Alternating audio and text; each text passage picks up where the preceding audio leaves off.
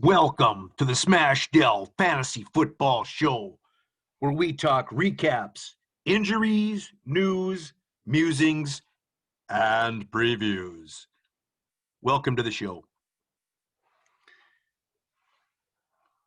All right, Smash Ballers, fantasy football freaks, here we are. Thursday night edition. Recaps, not recaps, but injury news, starts and whatnot. We're going to go over a little bit of injuries as well as we go along here, and maybe a week 9 preview of what is happening in the world of matchups. And we'll go through those games briefly.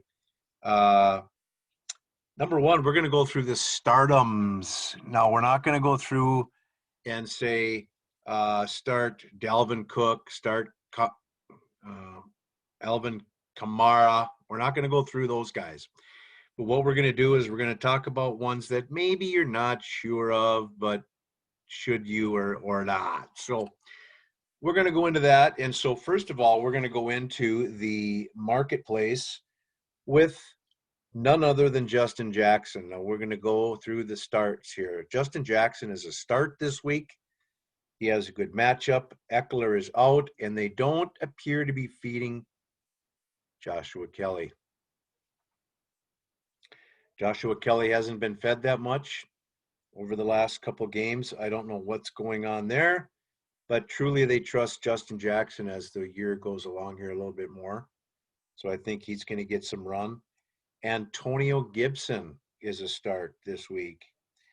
And so what we have there is a situation where Antonio Gibson is getting probably close to 20 carries a week, or touches, I should say, and that bodes well for his fantasy production because the kid's got spark, he's got athleticism, and clearly he offers more than J.D. McKissick there. And so McKissick's he's certainly going to offer some flex appeal in some way as it pertains to PPR, but definitely not a weekly start if you have any kind of depth at all on your roster.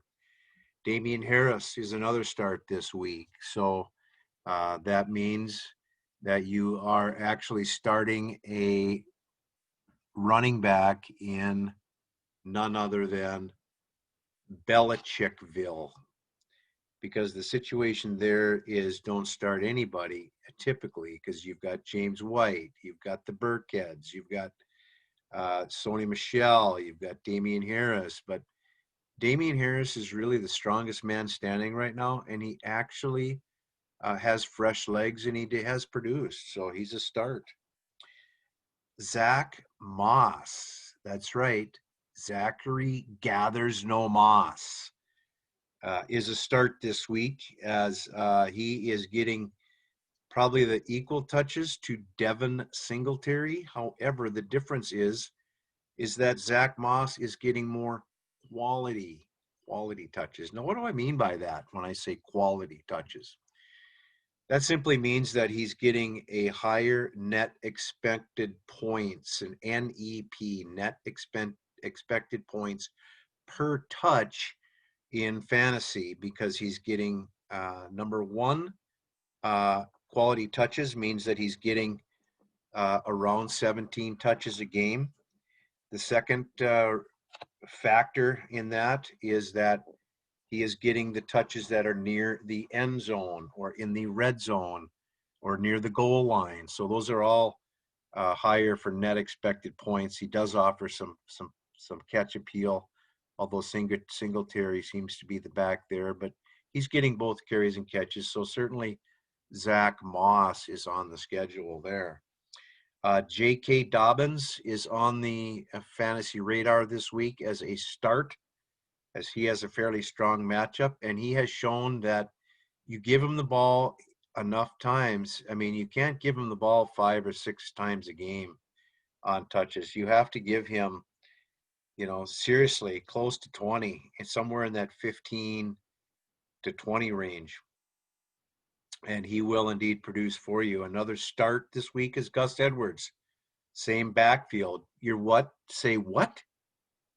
Start Edwards and Dobbins, same backfield. What gives, Smash Dell?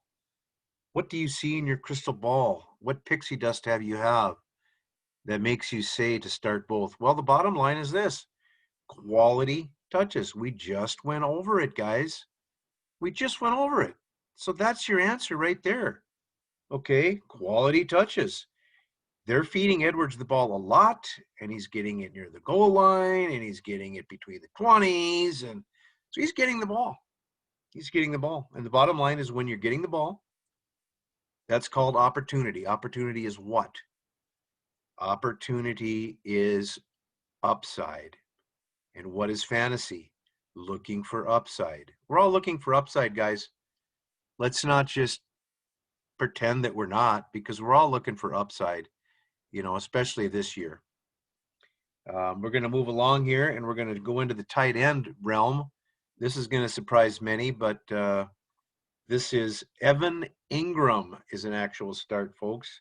And some of you are saying, well, Evan Ingram hasn't done anything, and he seems like he's past history and stuff. But stop with the incessant whining, you petulant child. There's no reason to expect that Evan Ingram has indeed lost his physical talent. He's lost some opportunity, yes. Has he had the best games of his fantasy career? No. Is he a buy low candidate? Yes.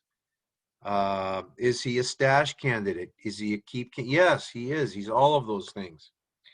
So Evan Ingram will indeed be producing, and he has a good matchup.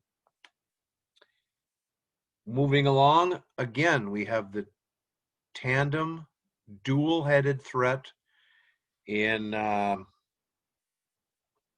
dual-headed threat, folks, dual-headed of Jamichael Hasty, that's right, and Jerick McKinnon. Jerick McKinnon is like whack-a-mole. Why is he like whack-a-mole, Smash Dell? Well, the reason he's like smash or whack-a-mole is because of the fact that he pops his little head up as if he wants to start, and he has the opportunity, and then when you go to whack him with the start switch, he disappears. And he pops up and disappears weekly. And so for guys like Fall Guy, McKinnon owners are going to run into a little bit of difficulty when it comes to that. But I think if you own both, I think you should start both unless you have some more attractive options. Either you're starting one running back in those leagues, or you have another stout flex at your running back position. We're only going to go into 3 receivers here on the start mode. Shorter list this week, but we're going to go into Deontay Johnson. Owners can start him because he has a high volume offense and he has opportunity this week. So it's going to be a go ahead and plug in Deontay Johnson for those owners that have him. His stock is just fine. Moving on, we have AB, none other than Antonio Brown. Why do we say Antonio Brown? Well, for one reason, switch my virtual background here. Sorry, folks, about that. Now I got the charging buffalo. One reason that we call him AB is because that's his name. That's his name, guys. Why else would we call him AB? That's his name. So Antonio Brown is coming back to play once again. I am discouraged as a Godwin owner. I am discouraged from the standpoint is I think he should be done. He's a whack job. I don't know how he just becomes an unwhack job. So I think it's going to be a tough call there in Tampa Bay. I don't see him lasting there. And I hope he gets thrown out on his ear when he decides to become a cancer, because Gronk, Godwin, Evans, AB, when has he ever done well when he's had to have a small piece of the pie? Small section, a small slice, if you will. Hasn't done well. Hasn't done well at all. So believe what you will. Some of you owners did do some buy early pickups, buy low, and I see somebody did in our league as well.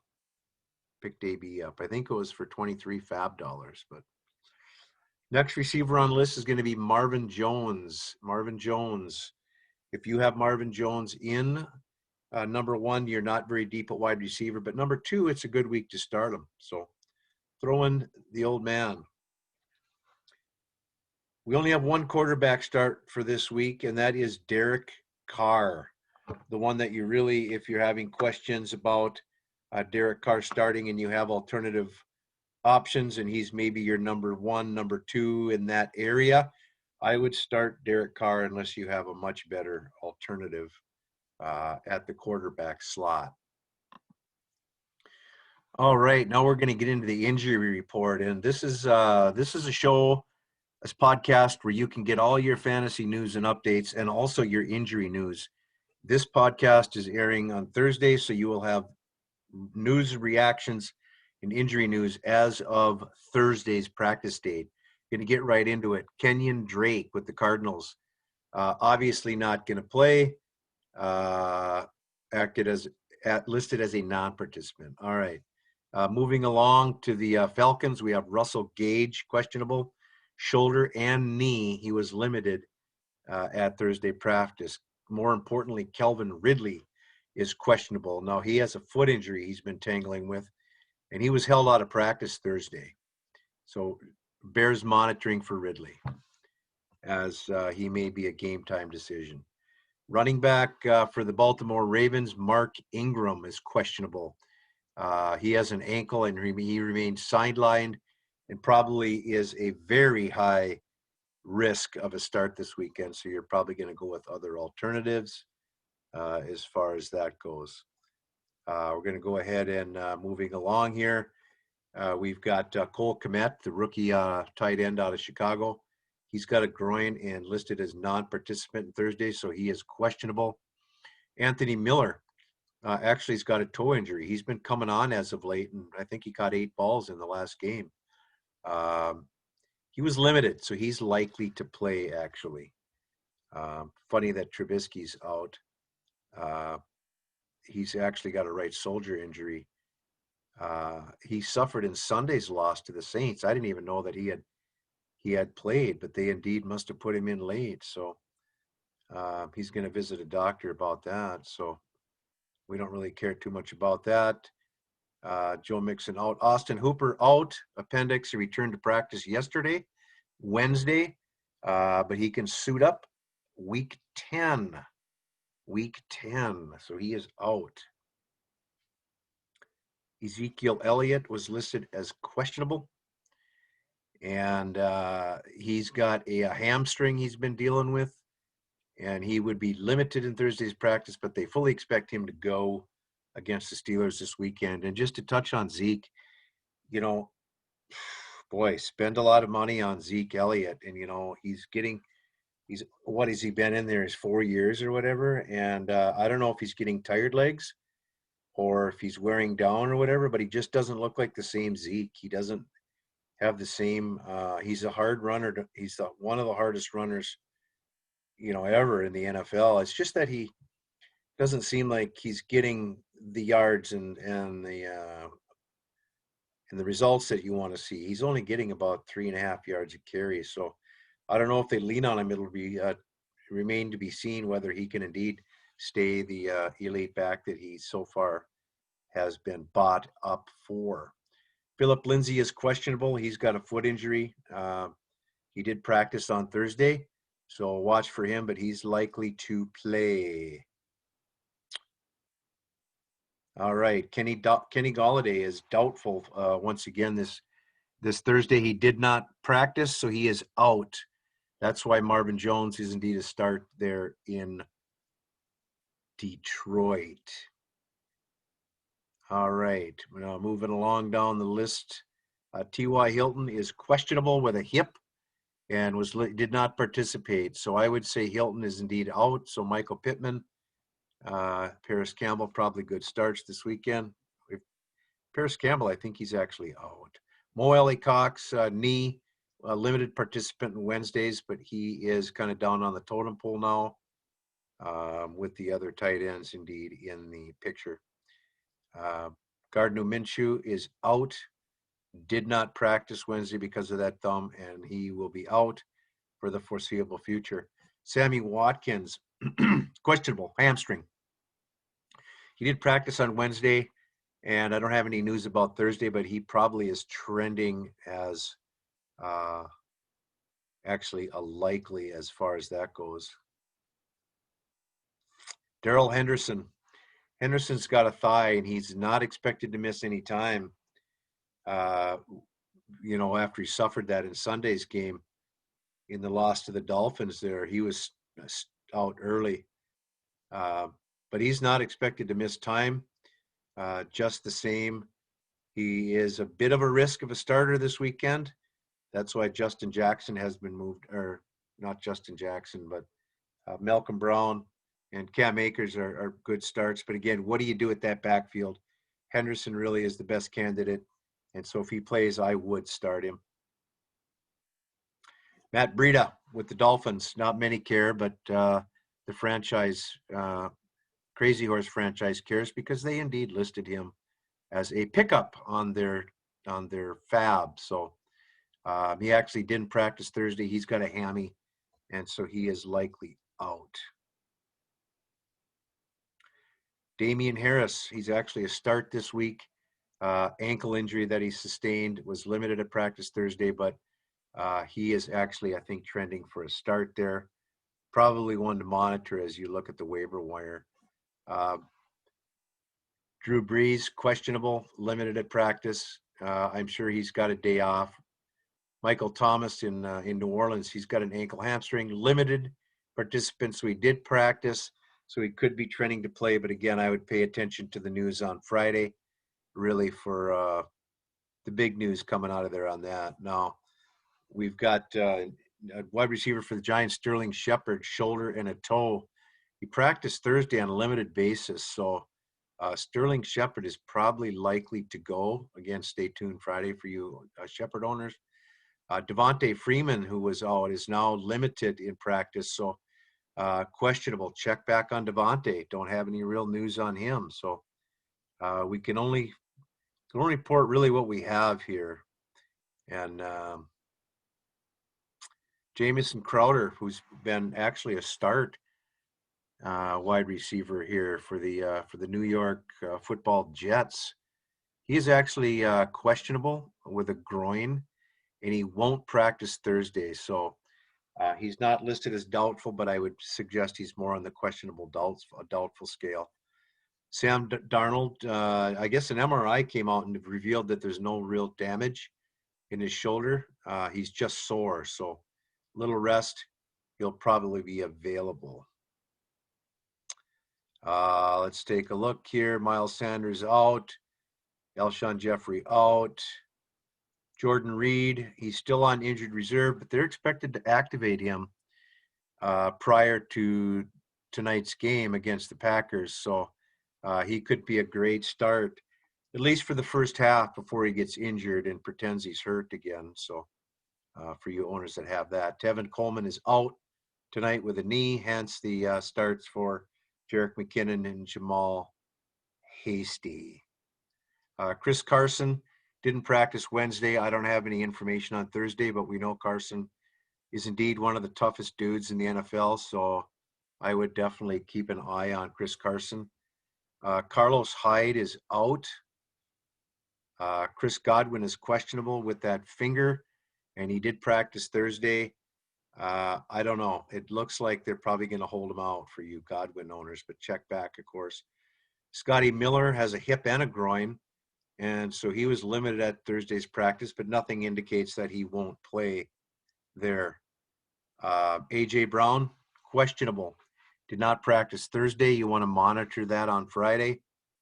Adam Humphries, I don't think anybody is starting him, so we won't talk about him at all. So that's really the injuries of note here that we have to talk about today. Let's see here if I missed anything here. Looks like I might have touched on all of them. So that's basically the injury report, folks, that we have to go on right now. And then I think what I'll do is I'll just go ahead and get into the previews just real quickly before we end the podcast here, folks. So give me a chance here to just pull that up, and then it will enable me to go ahead and look at the matchups. All right. All right, we're up. The live scoring is up. So we've got, starting at the front, Boomer Nation is taking on Meat Curtains, 3-5 against 6-2. Obviously, Meat Curtains is favored, but Boomer Nation is sporting Aaron Jones, Kyler Murray, Zach Moss, Robbie Anderson, Justin Jefferson, and Darius Slayton. And Meat Curtains is starting Russell Wilson, Clyde Edwards-Helaire, Alvin Kamara, Christian McCaffrey, Chase Claypool, and Stephon Diggs. So he is definitely feeling no pain there. Next on the list is Smash Mouth, 5-3 versus CC Fall Guy, 5-3. This is going to be a battle, folks. Either one of these guys can put up big numbers. Smash, maybe the slight favorite. He has put up a couple of 180s and I think a 170 or something. And he's put up also a couple in the 100, and 10, 115 zone. So it looks like it's going to be probably a push there. It's definitely no favorites here, guys, because Smash is hurting with with Godwin being down and Cooper being held down with who knows? It's a rookie quarterback, man, against the Steelers. It's going to be ugly. So if Fall Guy was going to pick a chance to defeat Smash, it's going to be this weekend. Skull taking on Laces Out. Skull 2-6 taking on Laces Out 6-2. It looks to me like I'm going to go ahead and call this. Skull can put up some numbers, guys. I mean, he's sporting Josh Allen, Leonard Fournette, and Jamal Hasty, which aren't bad. And he's got Devontae Adams, Antonio Brown, Will Fuller. So you can see he's got some firepower in the pen there. And Laces Out, of course, sports Patrick Mahomes, Zeke Elliott against Pittsburgh. Stout matchup there. It could be tough on Zeke. A.J. Brown, who's questionable, DJ Metcalf, DJ Moore, and Juju Smith-Schuster along with the Gronk. So really crazy that actually Gronk is starting, because just 6 months ago he couldn't get rid of him fast enough, and now indeed he is starting. Going ahead for Bridesmaids or Buffalo Vikings, 4-4, going against Just Win Baby 2-6. I wouldn't say that Bridesmaids has an easy go of it, because Just Win Baby can put up that 125, and sometimes Bridesmaids puts up half of that. It's happened. So Bridesmaid is running out Teddy Bridgewater as his only choice that he's gone to, no matter the matchup. DeAndre Swift at Minnesota is probably going to go off. DeAndre Hopkins, Devontae Parker, Curtis Samuel, and Michael Thomas. That may change, but he's got Curtis Samuel in there, who actually is a start this weekend. Just Win Baby sprouts Aaron Rodgers, DJ Dallas against Buffalo, Devin Singletary has a flex, Tim Patrick, have to monitor him and his injury, Mike Williams and Eric Ebron. So he's got something to say there, and we'll see what comes on Sunday. Last but not least, we have Crazy Horse at 4-4 taking on Ragnar at 3-5. Crazy Horse is opting for Tom Brady. He's going to spin the wheel again, folks. Look at Crazy spin the wheel, spinning of the wheel. Will he start Stafford? Will he start Joe Burrow? Nobody knows.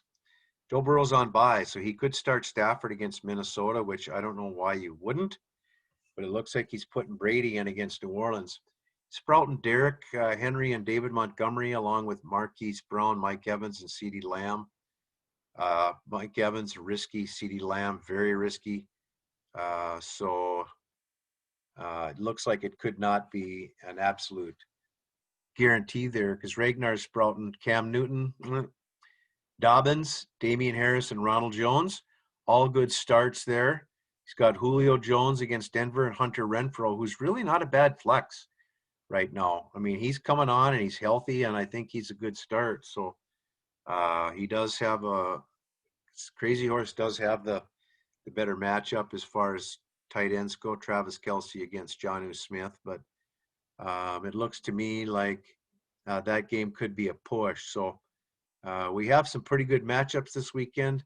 Remains to be seen if Meat is going to be able to stay on top and continue this unprecedented, well, not unprecedented, but near unprecedented push. In fact, this is how he acted last year when he was pretty much dominating until he got beat in the playoffs. But he was bringing his game every weekend. It was no different.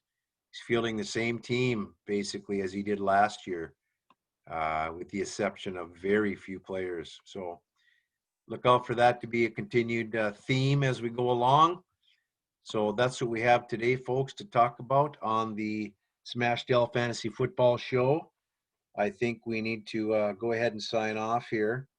If you have any questions, email them to the league, email the commissioner, or just get a hold of me somehow, text or whatever. But that's it for the Fantasy Football Show for Smash Dell.